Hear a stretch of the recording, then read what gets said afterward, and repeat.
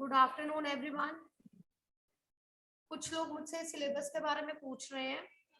आप लोगों को रिवीजन टेस्ट का सिलेबस में भेज चुकी हुई हूँ, उसके अकॉर्डिंगली आप तैयारी करेंगे। इस बार आपके 3 रिवीजन टेस्ट हैं। Please be serious regarding the test. Test attempt कीजिए बहुत ध्यान से, ओके। और प्रेपरेशंस भी उसी हिसाब से कीजिए एग्जाम की, क्योंकि उसमें टर्म 2 के सारे टॉपिक्स कवर किए हुए हैं, राइट। उसके बाद आप लोगों ने सिलेबस मुझसे पूछा है। सिलेबस के लिए मैं बता देती हूँ, भेजा भी हुआ है, एक बार चेक कीजिएगा। दोबारा से आज भेज दूंगी। पर चैप्टर्स हैं तुम कब जाओगे अतिथि, धर्म की आड़, एक फूल की चाह कविता, खुशबू रचते हैं हाथ, राइट। उसके बाद है गिल्लू, स्मृति, हामिद खां और दिए जल उठे। क्लियर। उसके बाद है अनुच्छेद, पत्र, संवाद, संदेश और नारा लेखन, राइट। सबसे पहले राइटिंग स्किल बताने लगी हूँ, कितने कितने नंबर का क्या क्या आना है, ओके। Note it down. अनुच्छेद आपको एक आना है, अनुच्छेद 1 आना है 6 मार्क्स का। अनुच्छेद 1 होगा 6 मार्क्स का होगा। पत्र 1 होगा 5 मार्क्स का होगा, ओके। एक अनुच्छेद 6 नंबर का, एक पत्र 5 नंबर का, संदेश 2 होंगे। संदेश लेखन 2 है, 2.5 प्लस 2.5, 2.5 नंबर के 2। क्लियर। उसके बाद संवाद और नारा, ये भी 2-2 होंगे। संवाद और नारा 2-2 होंगे, ये भी 2.5 मार्क्स।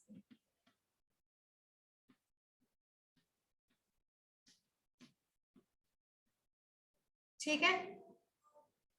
6 नंबर का अनुच्छेद हमें पता है हम कितना लिख सकते हैं, 5 नंबर का पत्र भी हम लिख सकते हैं। संदेश 2.5 नंबर का है, जिसमें आपका फॉर्मेट भी होगा, स्पेलिंग्स भी होंगे, टॉपिक भी होगा, सेंटेंस फॉर्मेशन भी होगी, सब कुछ होगा। प्रैक्टिस है। फॉर्मेट गलत हुआ, आधा 1 नंबर वहीं से गया, नंबर बचे क्या। ठीक है। संवाद 2.5 नंबर का, हम कितना बड़ा बड़ा संवाद लिखते हैं, क्या वो चलेगा? शुरू से कह रही हूं, छोटा लिखो, छोटा लिखो, छोटा लिखो, टू द पॉइंट लिखो, 6-8 डायलॉग्स में खत्म कर दो। टू द पॉइंट लिखना, टॉपिक पर बेस्ड लिखना, ठीक है। उसके बाद नारा लेखन 2.5 नंबर का, ये तो ठीक है, छोटा सामने लिखना होता है, राइट। ये बाइफर्केशन है मार्क्स की राइटिंग स्किल्स के लिए। Start preparing according to this. Readings करो, लिखना शुरू करो। Wherever you need my help, I am always there. Come and ask. Bring your doubts. Ma'am ये प्रॉब्लम आ रही है, इसको कैसे करना है? I am always there. Do not hesitate at all. Okay? के बाद नेक्स्ट जो क्वेश्चंस हैं, आप लोगों को कोई भी अनसीन पैसेज या सीन पैसेज नहीं है। अभी मुझे किसी ने कहा कि मैम उसमें से मार्क्स आ जाते थे, है ना, लेकिन अनसीन पैसेज नहीं है, क्वेश्चंस हैं। क्वेश्चंस कौन से हैं? स्पर्श के पाठों पर आधारित 2 क्वेश्चंस 2-2 नंबर के। बुक्स आपके ना, बुक्स में देख लो, स्पर्श बुक है, स्पर्श बुक है। स्पर्श बुक में 2 क्वेश्चंस होंगे 2-2 मार्क्स के, यानी टोटल 4। ओके, उसके बाद 1 क्वेश्चन 4 मार्क्स का।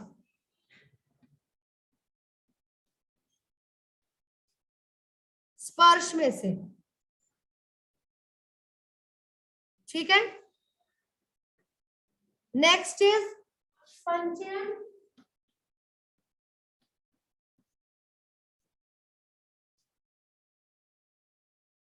ये हो गए 2 मार्क्स 2 क्वेश्चंस, ये हो गए 4 मार्क्स 1 क्वेश्चन। इधर मैंने मार्क्स लिखे, इधर मैंने क्वेश्चन लिखा। 2 क्वेश्चंस 2-2 मार्क्स के और 1 क्वेश्चन 4 मार्क्स का। क्लियर। उसके बाद जो आपकी संचयन है उसमें 3 मार्क्स के 2 क्वेश्चन, राइट। टोटल 40 मार्क्स का पेपर है आपका, ठीक है।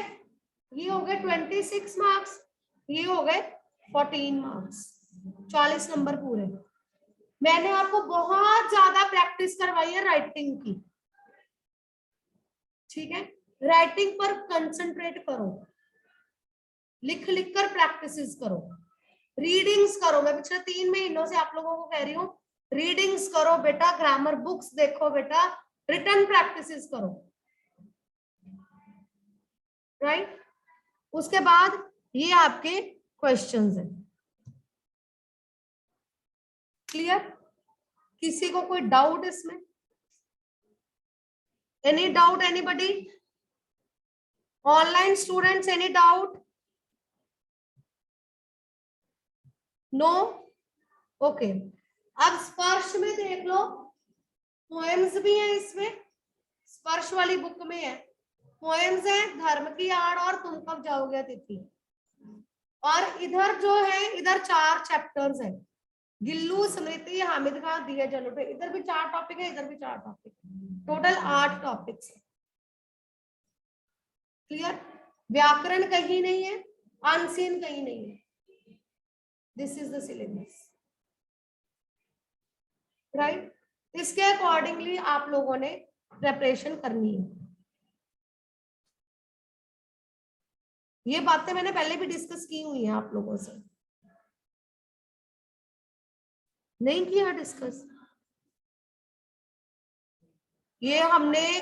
ये मैंने आपको पहले बताया हुआ है कि बेटा अनसीन पैसेज नहीं आने हैं, क्वेश्चंस आने हैं, राइटिंग स्किल्स आनी है, ग्रामर नहीं आनी है।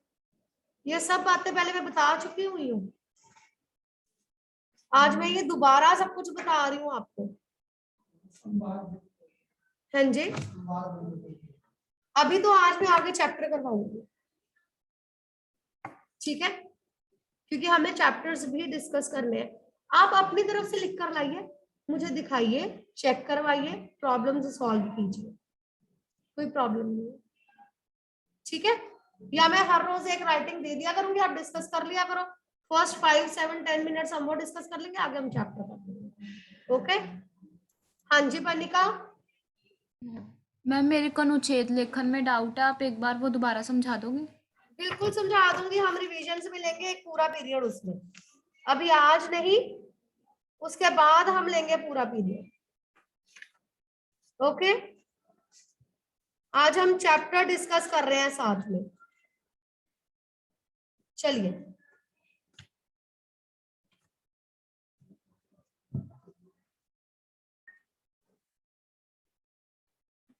चैप्टर डिस्कस कर रहे हैं, धर्म की आड़। इसका लिखा हुआ है गणेश शंकर विद्यार्थी। 2 मार्क्स का अगर कोई क्वेश्चन है तो ये मत सोचिएगा कि उसमें लेखक का नाम नहीं पूछा जा सकता, या कवि का नाम कैसे पूछेंगे 2 नंबर में?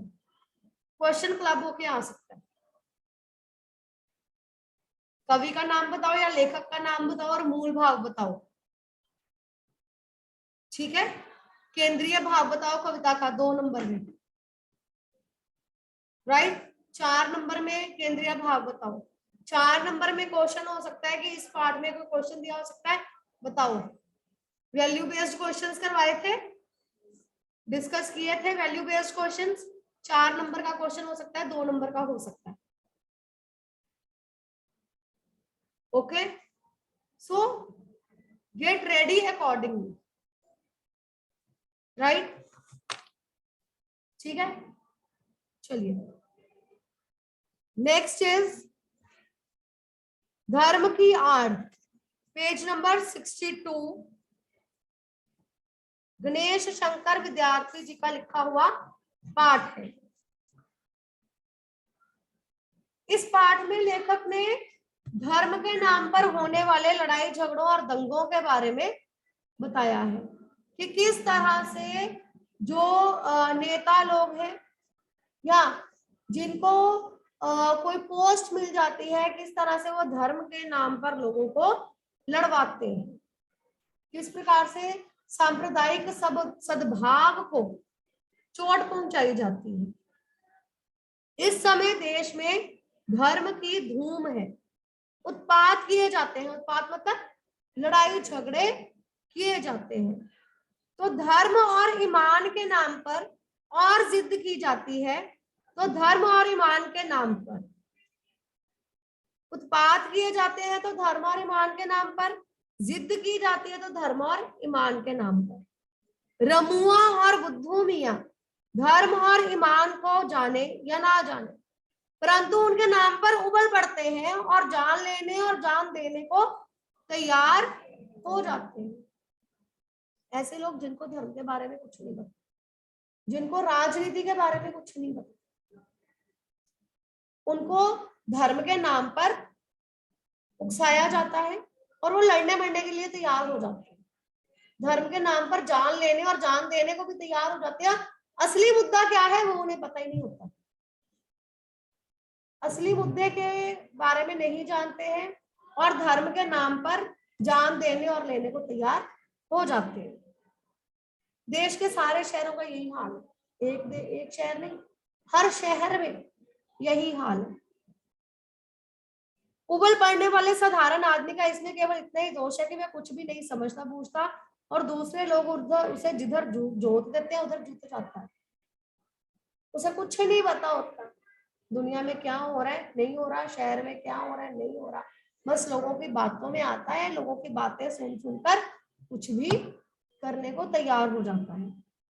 यथार्थ दोष है कुछ चलते पुर्जे पढ़े लिखे लोगों का, जो मूर्ख लोगों की शक्तियों और उत्साह का दुरुपयोग इसलिए कर रहे हैं कि इस प्रकार जाहिलों के बल के आधार पर उनका नेतृत्व और बड़प्पन कायम रहे।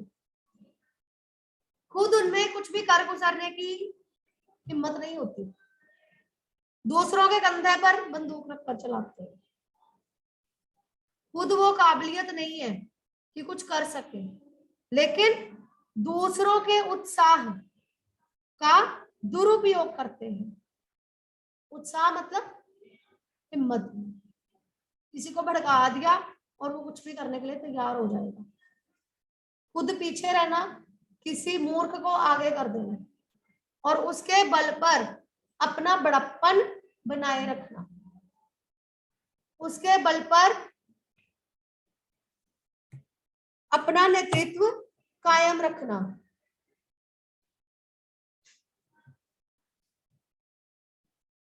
इसके लिए धर्म और ईमान की बुराइयों से काम लेना उन्हें सबसे सुगम मालूम पड़ता है। सुगम है भी, सुगम मतलब आसान, ये काम उन्हें सबसे ज्यादा आसान लगता है। ये सबसे आसान काम है कि दूसरों को धर्म के नाम पर भड़काओ, ईमान के नाम पर भड़काओ और अपना काम करवा लो। साधारण से साधारण आदमी तक के दिल में ये बात अच्छी तरह बैठी हुई है कि धर्म और ईमान की रक्षा के लिए प्राण तक दे देना वाजिब है। हम लोग हैं हम भी कहते हैं ना हमारे धर्म से बढ़कर हमारे लिए कुछ नहीं है, कहते हैं या नहीं कहते? कहते हैं। हमारा रिलीजन, हमारा धर्म, है ना। किसी और का तुम्हें डर हो ना हो, घर में भी तुम्हें भगवान के नाम पर अगर मम्मी डरा देना तो तुम सारे काम करोगे, करोगे या नहीं करोगे? है ना। कोई नहीं बेटा, मेरा साथ मत दो, भगवान जी तो तुम्हें देख ही रहे हैं। इतनी सी बात अगर मम्मी बोले ना तो तुम दुनिया भर के सारे काम कर दो करके, हाँ या ना? है ना। क्योंकि हम डरते हैं, डरना भी चाहिए, डरते भी हैं, लेकिन यहाँ पर जो बात हो रही है वो धर्म जो है वो भगवान के साथ जोड़कर, उसको धर्म का नाम देकर सब गलत काम करवाए जाते हैं। बेचारा साधारण आदमी धर्म के तत्वों को क्या जाने, धर्म क्या है उसको धर्म के बारे में पता ही नहीं। अगर मुझसे मेरे धर्म की बात करो, मुझे हर बात नहीं पता। मुझे पता है कि भगवान है, भगवान को मानना, भगवान की पूजा करनी है, उसके अलावा धर्म के क्या तत्व है मुझे नहीं पता। साधारण आदमी जो है वो धर्म के तत्वों को नहीं जानता, उसके क्या फैक्ट्स हैं, क्या होना चाहिए क्या नहीं होना चाहिए हमें नहीं पता। लकीर पीटते रहना ही वह अपना धर्म समझता है। बस भगवान को मानना है, मेरा धर्म है, मैं हिंदू हूँ, मैं मुसलमान हूँ, मैं सिख हूँ, मैं ईसाई हूँ, बस हम ये समझते हैं, हमें इतना पता है। उसकी इस अवस्था से चालाक लोग इस समय बहुत बेजा फायदा उठा रहे हैं। जो लोग चालाक होते हैं वो इस बात का फायदा उठाते हैं, धर्म के नाम पर इस व्यक्ति से कुछ भी करवा लो, ये कर लेगा, चाहे किसी से रुपए पैसे ऐंठने हो। धर्म के नाम पर तुम ये कर दो, धर्म के नाम पर ये कर दो, मंदिर के नाम पर ये कर दो, मस्जिद के नाम पर ये कर दो, लोग करेंगे, करते भी है ना, करना चाहिए भी। लेकिन जब कोई गलत काम करवाए वो गलत है। धर्म के नाम पर किसी से कुछ गलत करवाना और करना वो गलत है। आगे हमने पढ़ा था ना कि कोई भी किसी भी धर्म को माने या ना माने, किसी भी धर्म के प्रति उसकी कैसी श्रद्धा है नहीं है, ये उसका अपना व्यक्तिगत मामला होना चाहिए, किसी को उसमें इंटरफेयर नहीं करना चाहिए। लेकिन ऐसा होता नहीं है। जो वेस्टर्न कंट्रीज है, पाश्चात्य देशों में धनी लोगों की गरीब मजदूरों की झोंपड़ी का मजाक उड़ाती हुई अट्टिकालाएं आकाश से बातें करती हैं। अट्टिकालाएं मतलब बड़ी बड़ी इमारतें। जो वहां पर है वहां पर धर्म के नाम पर ऐसे दंगे नहीं होते, लड़ाई झगड़े नहीं होते, वहां अमीर और गरीब का भेदभाव। जो गरीब है उनका शोषण किया जाता है अमीर लोगों द्वारा, उनको एक्सप्लॉइट किया जाता है। गरीबों की कमाई से ही वे मोटे पड़ते हैं और उसी के बल से वे सदा इस बात का प्रयत्न करते हैं कि गरीब सदा चूसे जाते रहे। यह भयंकर अवस्था है। इसी के कारण साम्यवाद, बोल्शेविज्म आदि का जन्म हुआ। इजम्स होते हैं, इनका जन्म इसीलिए अमीर गरीब के भेदभाव के कारण। हमारे देश में इस समय धनपतियों का इतना जोर नहीं है। यहाँ धर्म के नाम पर कुछ इने गिने आदमी ही अपने हीन स्वार्थों की सिद्धि के लिए करोड़ों आदमियों की शक्ति का दुरुपयोग करते हैं। गरीबों का धनाढ्यों द्वारा चूसा जाना इतना बुरा नहीं है जितना बुरा यहाँ है वहां धन की मार, यहाँ है बुद्धि पर मार। अगर कोई गरीब अमीर का भेदभाव करता है तो लेखक कहते हैं ये इतना बुरा नहीं है, क्योंकि वो धन की मार है, किसी को कम मिल रहा है किसी को ज्यादा मिल रहा है।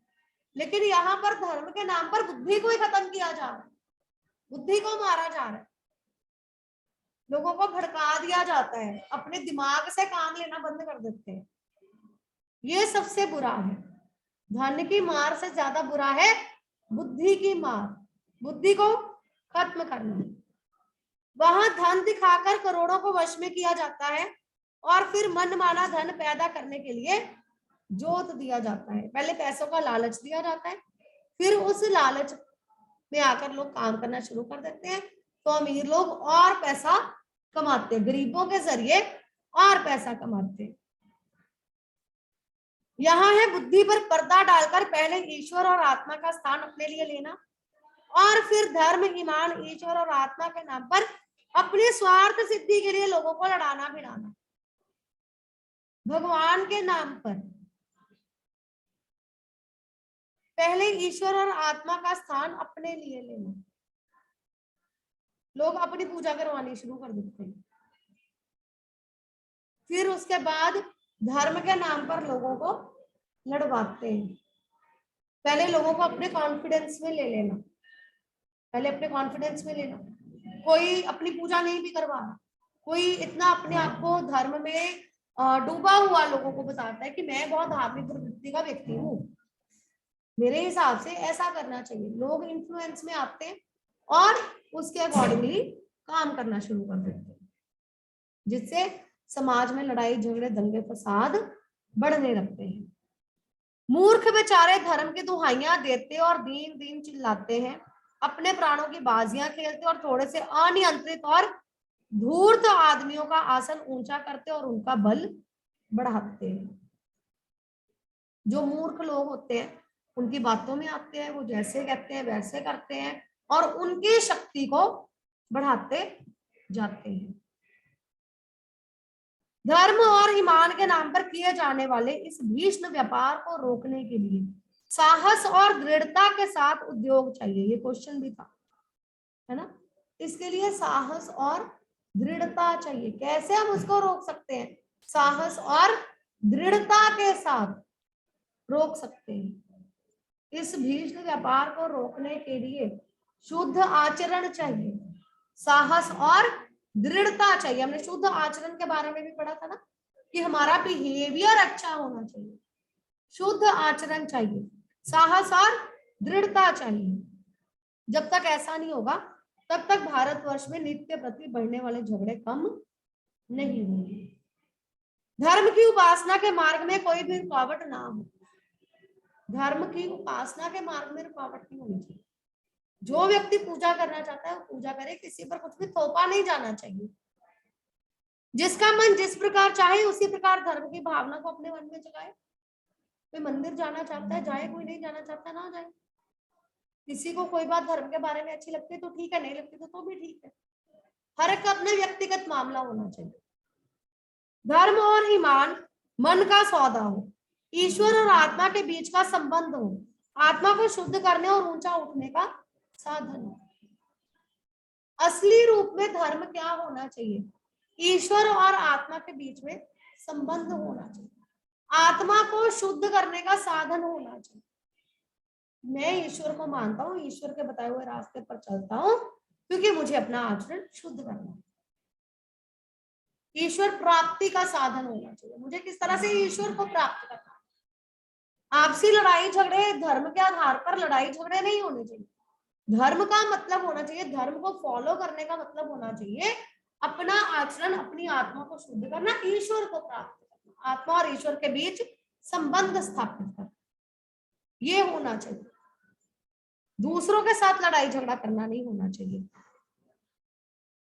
वे किसी दशा में भी किसी दूसरे व्यक्ति की स्वाधीनता को छीनने या कुचलने का साधन ना बने।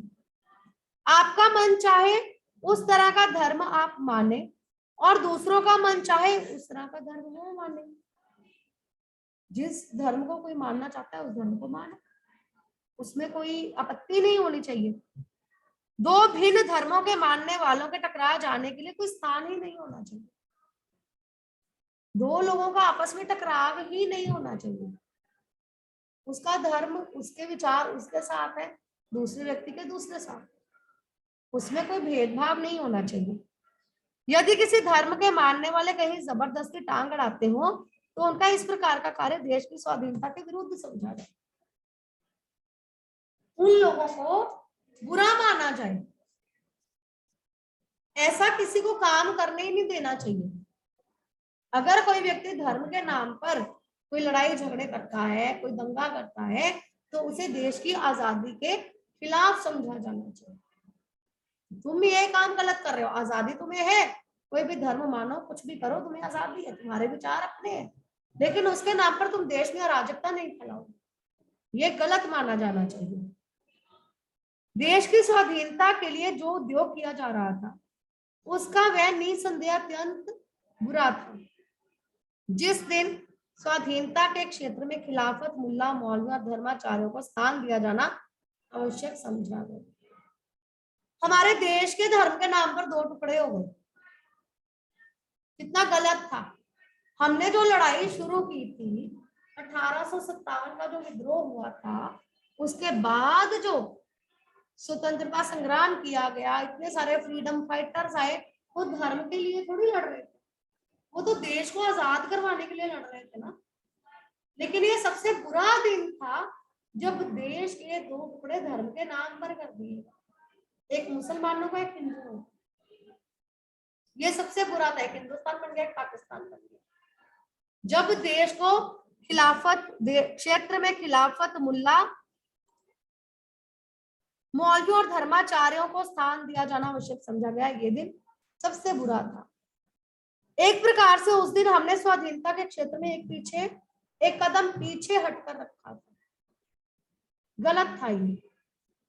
अपने उसी पाप का फल आज हमें भोगना पड़ रहा है। देश को स्वाधीनता के संग्राम ही ने मौलाना अब्दुल बारी और शंकराचार्य को देश के सामने दूसरे रूप में पेश किया, उन्हें अधिक शक्तिशाली बना दिया, और हमारे इस काम का फल यह हुआ कि इस समय हमारे हाथों से ही बढ़ाई इनकी और इनके से लोगों की शक्तियां हमारे जड़ उखाड़ने और देश में मजहबी पागलपन, प्रपंच और उत्पाद का राज्य स्थापित कर रही है। अब उसी धर्म के नाम पर लड़ाई झगड़े हो रहे हैं, जो कि गलत है। क्लियर? बाकी हम कल कंटिन्यू करेंगे। ओके, थैंक यू बेटा।